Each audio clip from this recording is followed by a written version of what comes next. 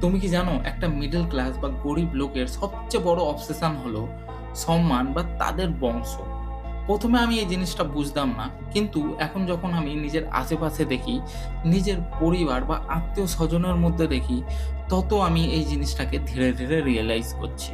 আর এই সম্মান আর বংশের চক্করে পড়ে কত যে লাইফ বরবাদ হয়ে গেছে তার কোনো ঠিক নেই। আর সবথেকে বেশি বরবাদ হয়েছে মেয়েরা। কত এমন মেয়ে ছিল যারা পড়ালেখা করতে পারত, লাইফে কিছু একটা হতে পারত। কিন্তু এই সম্মানের চক্করে ১ম এ তাদের ইচ্ছার বিরুদ্ধে ফোর্সফুলি তাদেরকে বিয়ে করিয়ে দেয়া হয়। আর বিয়ের পর যদি ওই মেয়েগুলোর ওপর ডোমেস্টিক ভায়োলেন্স হয়, তখন সম্মান আর বংশের চক্করে ওদের মুখ বন্ধ করে দেয়া হয়।